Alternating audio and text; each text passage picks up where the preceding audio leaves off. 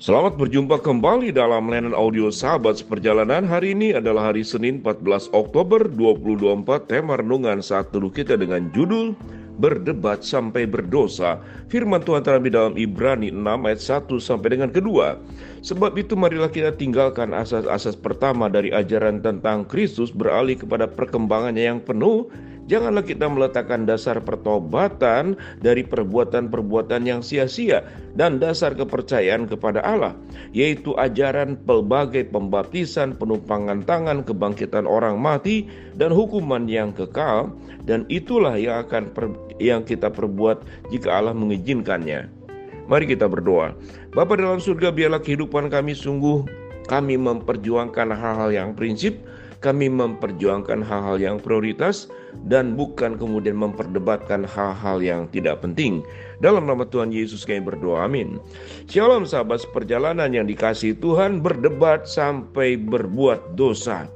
Mengapa tema ini muncul? Firman Tuhan dalam Ibrani pasal 6 ayat yang pertama sampai dengan kedua memberikan sebuah penjelasan dan penekanan. Sebab itu marilah kita tinggalkan asas-asas pertama dari ajaran tentang Kristus dan beralih kepada perkembangannya yang penuh.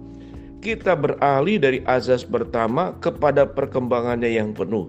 Artinya bahwa kebenaran yang kita terima, yang memerdekakan kita, yang menyelamatkan kita, tidak hanya berhenti kepada sebuah pembahasan tentang asas-asasnya, tetapi harus mencapai yang disebut dengan perkembangannya yang penuh.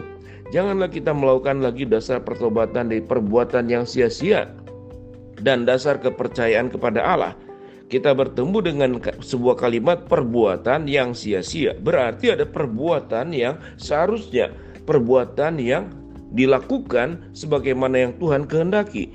Penjelasan berikut dikatakan yaitu ajaran tentang berbagai pembaptisan, penumpangan tangan, kemudian kebangkitan orang mati, dan hukuman kekal. Dan itulah yang akan kita perbuat jika Allah mengizinkannya. Pada ayat berikut dikatakan sebab mereka yang pernah diterangi hatinya, yang pernah mengecap karunia sorgawi, yang pernah mendapat bagian dalam Roh Kudus, dan yang mengecap firman baik dari Allah dan karunia-karunia duniawi yang akan datang, namun murtad lagi, tidak mungkin dibaharui lagi sedemikian hingga mereka bertobat. Dan firman Tuhan berkata, sebab mereka menyalibkan lagi anak Allah bagi diri mereka dan menghinakannya di muka umum.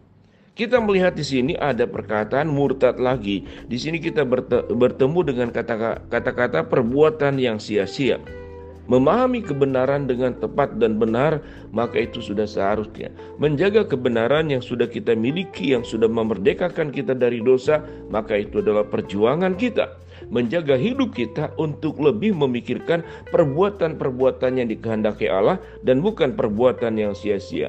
Berbicara tentang perbuatan yang sia-sia kalau dikatakan dalam firman Tuhan ini, yaitu ajaran tentang berbagai pembaptisan, penumpangan tangan, kebangkitan orang mati, dan hukuman yang kekal.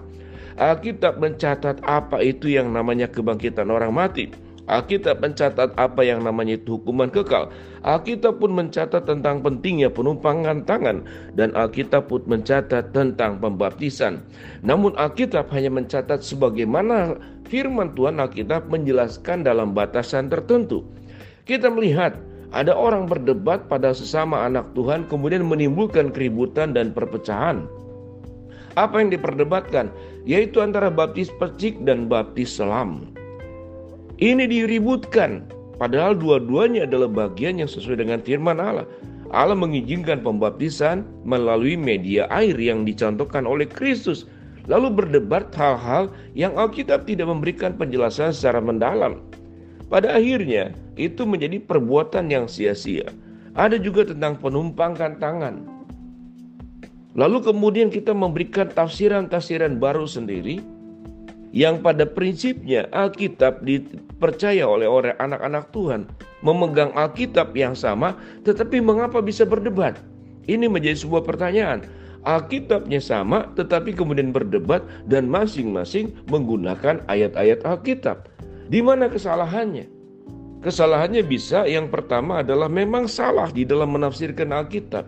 Yang kedua adalah memang kemudian mencari-cari sesuatu yang Alkitab sendiri tidak perlu memberikan penjelasan yang terlalu penting, dan yang penjelasan tambahan memang yang tidak dibutuhkan.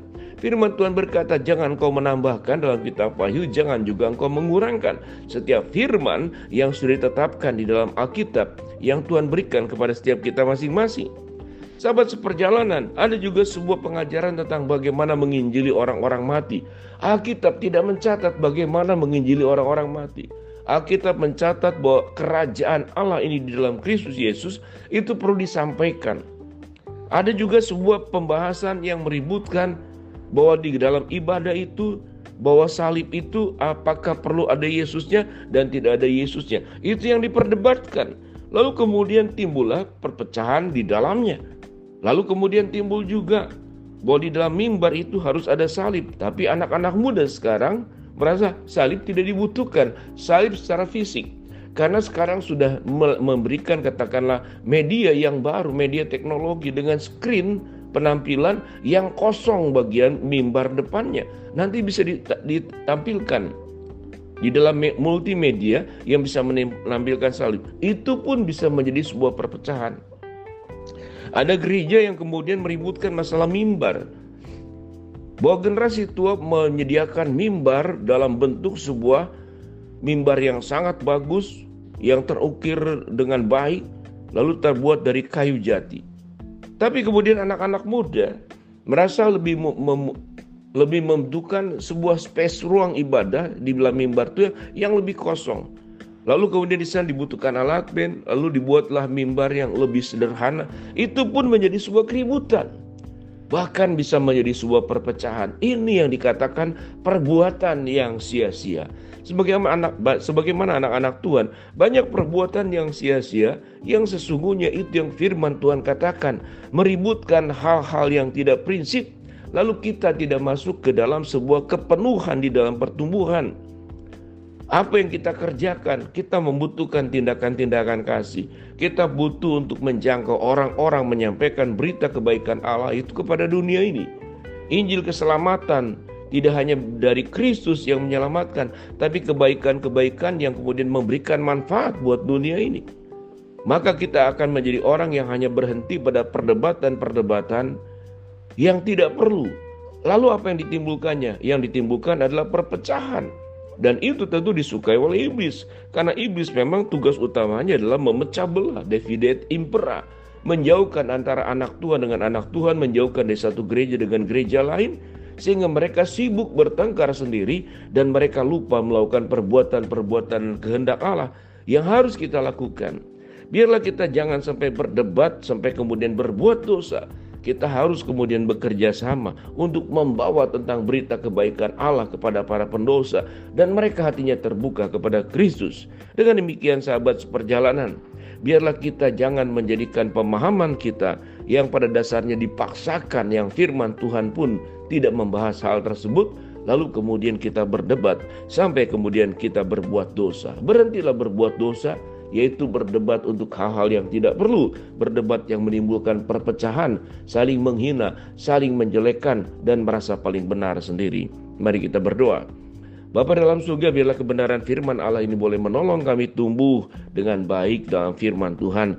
Berkati yang sakit Tuhan jamah sembuhkan, yang sedang menghadapi masalah Tuhan bukakan jalan, yang sedang berdoa mengharapkan sesuatu Tuhan kabulkan dengan cara dan waktu Tuhan yang terbaik. Di dalam nama Tuhan Yesus kami berdoa, amin. Shalom, Tuhan memberkati kita semua.